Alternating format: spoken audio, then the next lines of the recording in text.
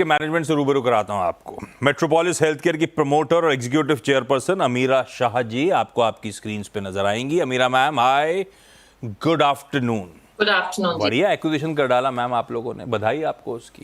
शुक्रिया जी। अच्छा, पहला सवाल तो वही कोर डायग्नोस्टिक्स का जो आपने 246-247 करोड़ रुपए में एक्विजिशन करा, इस अधिग्रहण से क्या फायदा होगा? अंग्रेज कहते हैं ना, what it brings on the table.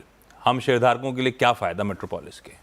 आप देखिए तो मेट्रोपोलिस ज्यादा करके हम इलनेस में फोकस करते हैं कि जब लोग सच्ची में बीमार है और उनको बहुत क्रिटिकल टेस्टिंग की जरूरत होती है तो उनके डॉक्टर्स और वो हमारे पास आ जाते हैं क्योंकि उनको पता है कि उनको सही आप देखिए तो हमारी जो बिजनेस है कैंसर में हम एंट्री लेवल और स्पेशलाइज्ड टेस्ट करते हैं।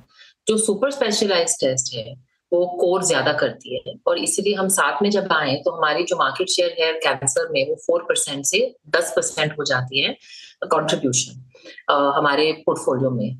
तो ऑन्कोलॉजी आप देखिए तो कैंसर अनफॉर्चुनेटली हमारे संसार में मतलब बहुत फास्ट तरीके से ग्रो हो रहा है और 17% आप देखिए तो उनका केगर जैसे बोल रहे हैं अगले 5 साल में हमें एक्सपेक्टेशन है कि cancer will keep growing as a segment. तो ये लीडरशिप हमने अभी ली है ये सेगमेंट में एंड टू एंड टेस्टिंग में और ये पूरे सिटीजन हमारे भारत के लिए बहुत हेल्पफुल होगा क्योंकि आज जो कोर डायग्नोस्टिक्स है वो सिर्फ 200 सिटी और टाउन्स में प्रेजेंट है। तो जो उनकी सर्विसेज है वही आपको मिलेंगी, लेकिन मेट्रोपोलिस जो है 750 टाउन्स में प्रेजेंट है। तो हम छोटे छोटे टियर 3 टियर 4 शहर गांव में हम जाके ये पूरी टेस्टिंग दे सकते हैं और जो भी लोग को कैंसर की एडवांस टेस्टिंग की जरूरत पड़े तो वो सब अवेलेबल हो सकता है। तो I think this is a great blessing for the Indian patient and for the industry. ये कोर डायग्नोस्टिक्स है, स्पेशलाइज्ड डायग्नोस्टिक्स पे और खासतौर पे एडवांस कैंसर टेस्टिंग की कैपेबिलिटीज हैं। ये कैपेबिलिटीज जो मेट्रोपोलिस के पास भी है ना, आप लोग कैंसर डायग्नोस्टिक्स वगैरह आप लोग ऑलरेडी करते हो ना? और भी कुछ ऐसा है कि जो ओवरलैप होगा या ऐसा कुछ ऑफरिंग्स होंगी जो ओवर एंड अबव जो मेट्रोपोलिस ऑफर करता है उसके बियॉन्ड भी कोर डायग्नोस्टिक करता है, ऐसा कुछ होने वाला है क्या? हाँ जी, तो हम जैसे मैंने कहा आपको हमारी जो टेस्ट मेन्यू है कैंसर में is probably close to about 250। Core diagnostics की जो टेस्ट मेन्यू है क्लोजर टू अबाउट 500 और इसमें अबाउट 30% 40% ओवरलैप है। लेकिन जो 60-70% नए टेस्ट हैं जो कोर करती है जो हम नहीं करते वो पूरी अभी सब अवेलेबल होंगी लोगों को पूरे देश में। तो दैट्स वाई हमारी जो डिस्ट्रीब्यूशन है, मैनेजमेंट कैपेबिलिटी है, स्केल है, वो हम ये टेस्ट को पूरे इंडिया में हम अवेलेबल करा सकते हैं। और ये यूनिवर्सल हेल्थ केयर के लिए बहुत इंपॉर्टेंट है कि एक्सेसिबिलिटी हो, अफोर्डेबिलिटी हो। तो ये एरिया में हम बहुत डीप जा रहे हैं। चीज क्रॉस सेलिंग ये सब बढ़िया होता हुआ नजर आएगा कोर और मेट्रोपोलिस के बीच में इवेंचुअली। अच्छा, जब आईपीओ आया था मीरा मैम 6 साल पहले, शायद 6-7 साल पहले, तब अपनी आईपीओ के समय चर्चा हुई थी, तब वेस्टर्न इंडिया का कंट्रीब्यूशन बहुत ज़्यादा था, 50% प्लस था, शायद 51-52% जो भी आंकड़ा था।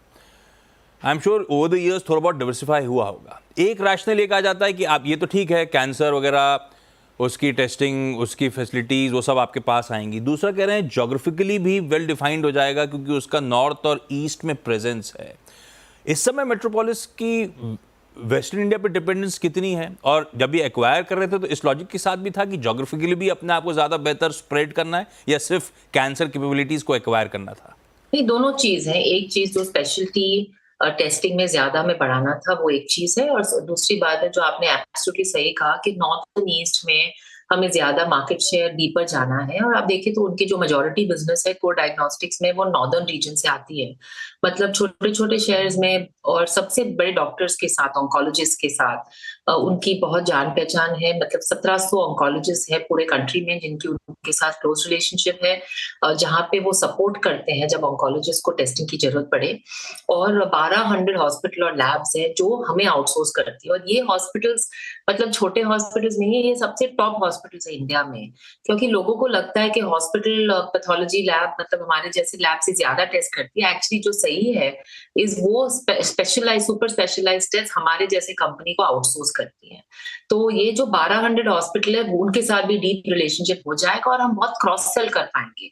क्योंकि आज के डेट में वो 1200 हॉस्पिटल सिर्फ सुपर स्पेशलिटी ऑन्कोलॉजी ले रही हैं कोर्स से, लेकिन वो हम रिलेशनशिप आया अभी हमारे जो पूरे 4000 टेस्ट है मेट्रोपोलिस में, अलग अलग फील्ड्स में, न्यूरोलॉजी में, कार्डियोलॉजी में, वो भी हम सब ऑफर कर सकते हैं हॉस्पिटल्स को ये रिलेशनशिप के वाया। तो वी बिलीव के क्रॉस सेलिंग में भी बहुत अपॉर्चुनिटी। जब पता है एक्विजिशन की कल रात में खबर पढ़ रहा था तो मेरे दिमाग में ऐसी जहन में आया कि आपके एक कॉम्पिटिटर ने आके यहाँ पे सबअर्बन को एक्वायर कर रहा था, तो क्यों ना आप भी एग्रेसिवली जाओ नॉर्थ और ईस्ट में, उन्हीं के मार्केट्स में उनको डेंट करो। वो कहते हैं ना offence is the best form of defence. ऐसा भी सोचा था क्या? एक्चुअली नहीं, आप देखिए तो बॉम्बे में हमारी ग्रोथ रेट जो आप कह रहे हैं कि कंपटीशन आ गई है, कंपटीशन तो बॉम्बे में बहुत सालों से है, ये कोई नई बात है नहीं। और जो सबअर्बन की भी एक्विजिशन हुई आप देखिए तो उसके बाद लास्ट 8 से 12 क्वार्टर हम एक्चुअली हर क्वार्टर दिखा रहे हैं कि बॉम्बे में हमारी जो ग्रोथ रेट है वो 18-20% के आसपास है। तो एक्चुअली जो हमारी ग्रोथ हो रही है बॉम्बे में बहुत अग्रेसिव हो रही है, बहुत अच्छी तरह से हो रही है। फ्रैंकली कोई भी कंपटीशन जो आए हमारी जो ग्रोथ है उसको खराब नहीं कर सकती। हमारी सबकी अपनी जर्नी है। सिमिलरली आप देखिए तो नॉर्थ इंडिया में हमें लग रहा है कि बहुत अपॉर्चुनिटी है ग्रो करने के लिए, और हम अपनी जर्नी में जा रहे हैं। बहुत स्पेस है इंडस्ट्री में। ऑर्गेनाइज सेक्टर जो है सिर्फ 5-10% ऑर्गेनाइज सेक्टर है, अनऑर्गेनाइज्ड इज ऑलमोस्ट 85-90%। तो हम सबके लिए जगह है, ऐसी कोई फाइट नहीं है दो जन के बीच। असल में क्या है, शेयर बाजार के लिए बड़ा फ्रेश है। पेंट सेक्टर में सबकी जर्नीज पता चली है, ओवरलैप करने लगी हैं। तो इसीलिए मैंने पूछा। अच्छा, 100% स्टेक आपने एक्वायर करा 247 करोड़ रुपीज में। कोर का FY24 का रेवेन्यूज है 110 करोड़ का, तो आप 2.25 टाइम्स ऑफ रेवेन्यूज पे कर रहे हो। जो मुझे नहीं पता उसके इबीटा परफॉर्मेंस, उसकी प्रॉफिटेबिलिटी के नंबर्स, ताकि मैं बेहतर वैल्यूएशंस का मापदंड कर पाऊं। और कोर वर्सेस मेट्रोपोलिस के ऑपरेटिंग मेट्रिक्स स्टैकअप कैसे होते हैं मैम?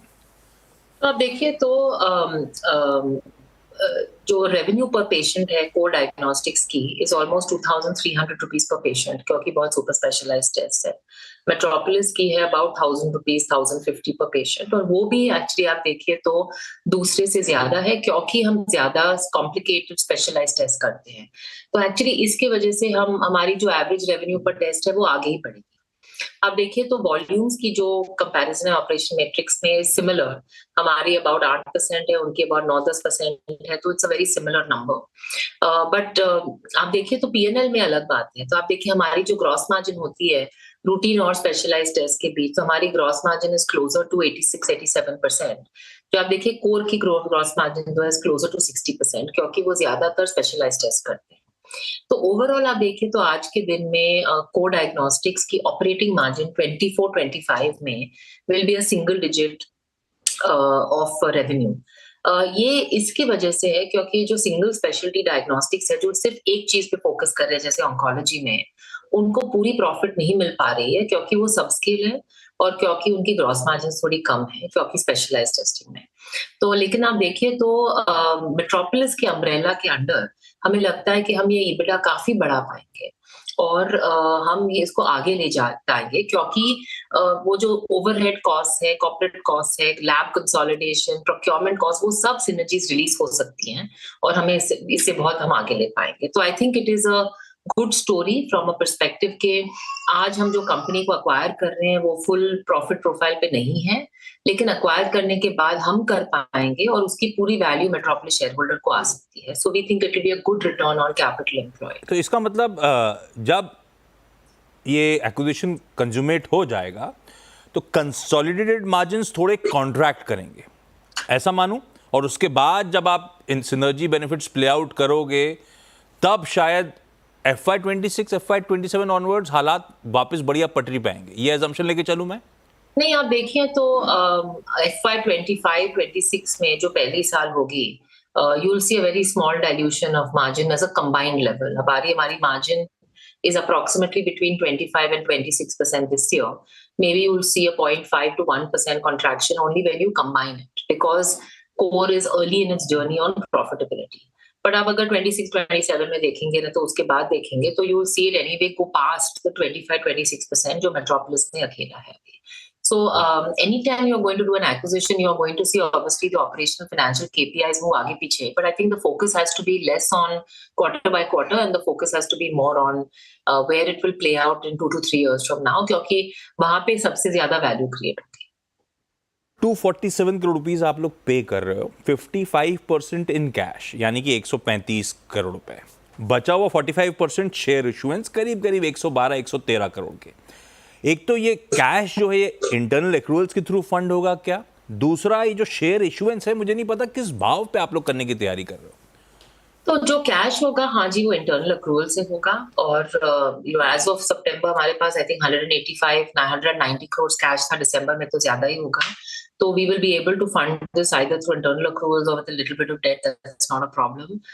जो आप स्टॉक की बात कर रहे हैं वो तो SEBI mandated price weighted average होता है, तो वो हमें अपनी माइंड नहीं लगानी पड़ती. वो सेबी के मैंडेटेड एक्सचेंज प्राइस पे हम करेंगे.